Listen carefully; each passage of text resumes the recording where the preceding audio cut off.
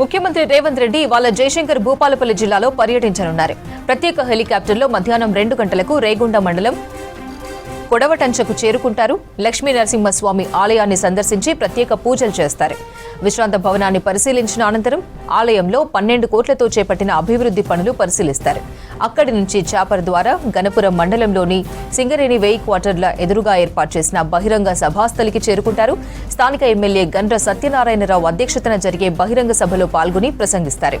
సభావేదికపై DBM 38 కాల్వకు pipeline ఏర్పాటు, భీంగన్పూర్ reservoir ఆధునీకరణ, గణపసముద్రం చెరువు సిమెంట్ లైనింగ్ కు నిధులు మంజూరు చేయనున్నట్లు తెలిసింది.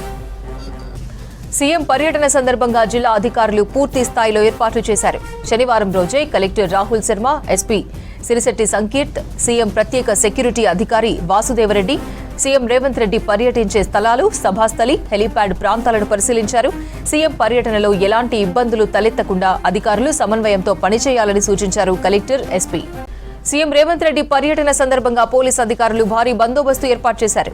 బహిరంగ సభ వద్ద సుమారు 1100 మంది పోలీసు అధికారులు, సిబ్బంది విధులు నిర్వహించనున్నారు.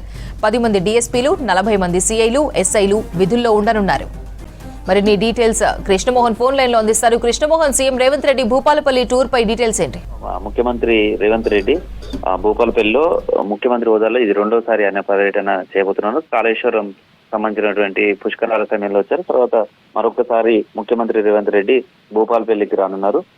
మధ్యాహ్నం 12:50 హైదరాబాద్ బేగంపేట ఎయిర్పోర్ట్ నుంచి హెలికాప్టర్ ద్వారా బయలుదేరుతారు. 2:05 భూపాలపల్లి జిల్లా రేగొండ మండలంలోని కొట్టవటంచకు చేరుకుంటారు. ఇక్కడే ఉన్నటువంటి లక్ష్మీ నరసింహస్వామి దేవాలయ అభివృద్ధి పనులను ఆయన పరిశీలిస్తారు. అక్కడ ప్రత్యేక బాలస్వామి పక్కనే ఉంటుంది, అందులోనే టెంపుల్లో అక్కడ ఆయన పూజలు నిర్వహిస్తారు. మొత్తం 45 నిమిషాల పాటు ముఖ్యమంత్రి రేవంత్ రెడ్డి కొడవడంచలోని శ్రీ లక్ష్మీనరసింహస్వామి ఆలయంలో ఉంటారు.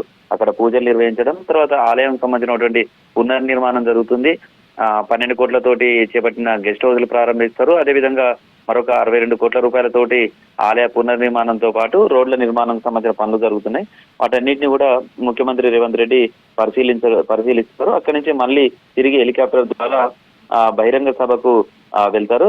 గణపురం మండలం చెల్పూర్ దగ్గర ఈ బహిరంగ సభ ఏర్పాటు చేస్తారు. ఈ సభలో 3 గంటలకు చేరుకుండే ముఖ్యమంత్రి 5 గంటల వరకు, అంటే 2 గంటల పాటు బహిరంగ సభలో ఆయన పాల్గొంటారు. మొత్తం ఈ సభ కూడా అత్యంత కీలకంగా ఉండబోతుంది. మున్సిపల్ ఎన్నికల నేపథ్యంలో కూడా ముఖ్యమంత్రి రేవంత్ రెడ్డి భూపాలపల్లి జిల్లాలో పర్యటించడం, తర్వాత సింగరేణి కాలరీస్ కు సంబంధించినటువంటి దాదాపు 3-4 జిల్లాలలో విస్తరించి ఉంటుంది. కాబట్టి ఇక్కడి నుంచి ఆయన ఎలాంటి వరాలు ఇవ్వబోతున్నారు, సింగరేణికి సంబంధించినటువంటి అంశాలు కావచ్చు, అదేవిధంగా DBM 38 చెల్పూర్ సంబంధించినటువంటి ఇష్యూస్ కావచ్చు, చాలా అంశాలు ఆయన ప్రస్తావించే అవకాశం, అభివృద్ధికి సంబంధించినటువంటి వరాలు కురిపించే అవకాశం ఉందనేది అంచనా వేస్తున్నారు. ముఖ్యమంత్రి పర్యటన ప్రభావం కూడా పక్కనే ఉన్నటువంటి రేగొండకు అత్యంత సమీపంలోనే హన్మకొండ జిల్లాలో ఉన్నటువంటి పరకాల సంబంధించినటువంటి మున్సిపల్ ఎన్నికలు జరుగుతున్నాయి. సేమ్ టైంలో ములుగు జిల్లాకు కూడా అతి సమీపంలోనే ములుగుకు సంబంధించినటువంటి మున్సిపల్ ఎన్నికలు కూడా జరుగుతున్నాయి. వీటన్నిటి మీద కూడా ముఖ్యమంత్రి రేవంత్ రెడ్డి పర్యటన ప్రభావం పడే అవకాశం ఉందనేది తెలుస్తుంది. ముఖ్యంగా ఆ పర్యటన నేపథ్యంలో కూడా బహిరంగ సభకు సంబంధించి కూడా స్థానిక ఎమ్మెల్యే గండ్ర సత్యనారాయణరావు అధ్యక్షతన ఈ సభ జరగబోతుంది. అయితే ముఖ్యమంత్రి కోట లక్ష్మీనరసింహస్వామి ఆలయానికి గతంలో PCC అధ్యక్షుడిగా ఉన్నప్పుడు ఆయన ఇక్కడ పాదయాత్రగా వచ్చారు. అప్పుడు ఇక్కడ ఉన్నటువంటి స్థానిక నేతలు, ప్రస్తుతం ఎమ్మెల్యేగా ఉన్నటువంటి గండ్ర సత్యనారాయణరావు, ఇతర నేతలు కూడా లక్ష్మీ నరసింహస్వామి ఆలయ విశిష్టత, దానికి చరిత్ర, తర్వాత స్థల పురాణం, అలానే అనేక అంశాలను ముఖ్యమంత్రి ఆ రోజు PCC అధ్యక్షుడు హోదాలో ఉన్నటువంటి రేవంత్ రెడ్డికి వివరించారు. కాకతీయుల కాలం కంటే ముందు నిర్మించినటువంటి కొన్ని శతాబ్దాల కిందటి ఆలయం, ఈ ఆలయం మరుగున పడిపోతున్న నేపథ్యంలో పునర్జీవనం చేయాల్సిన అవసరం ఉందనేది ఆ రోజు చెప్తే ముఖ్యమంత్రి హామీ ఇచ్చారు. ముఖ్యమంత్రి ప్రభుత్వం రాగానే మొదట ఈ ఆలయానికి సంబంధించినటువంటి నిధులు కేటాయిస్తాం, ఆలయ పునర్వైభవం తీసుకొస్తామని ఆ రోజు ముఖ్యమంత్రి హామీ ఇచ్చారు. ఆ హామీని నిలబెట్టుకుంటూ కూడా నిధులను కేటాయించడం, దానికి సంబంధించినటువంటి పనులన్నీ కూడా శరవేగంగా జరుగుతున్నాయి. ఇక్కడ 12.5 కోట్ల రూపాయలతోటి గెస్ట్ హౌస్ల నిర్మాణం పూర్తయింది. సేమ్ టైంలో ఆలయానికి సంబంధించినటువంటి పునరుద్ధరించిన పనులు జరుగుతున్నాయి. అప్పుడు ఆ రోజు PCC అధ్యక్షుడిగా వచ్చినప్పుడు ఇచ్చినటువంటి హామీ నెరవేర్చడంతో పాటు ఇప్పుడు ముఖ్యమంత్రి హోదాలో ఆయన వీటన్నిటిని పరిశీలిస్తారు, గెస్ట్ హౌస్ల సంబంధించినటువంటి ప్రారంభిస్తారు. ఆలయం సంబంధించి కూడా వరంగల్ ఉమ్మడి జిల్లా కూడా ఇటు ఆధ్యాత్మికంగా కావచ్చు, అటు టూరిజంగా కూడా హబ్ గా ఉంది. ఈ నేపథ్యంలో ఇలాంటి ఆలయాల పునరుద్ధరణతోటి టూరిజం వైపు డెవలప్మెంట్ చేయడానికి కూడా అవకాశం ఉంటుందని చాలా సార్లు ముఖ్యమంత్రి చెప్తున్న నేపథ్యంలో అవన్నీ కూడా ప్రస్తుతం కార్యరూపంలో సాలుస్తున్నాయని చెప్పచ్చు.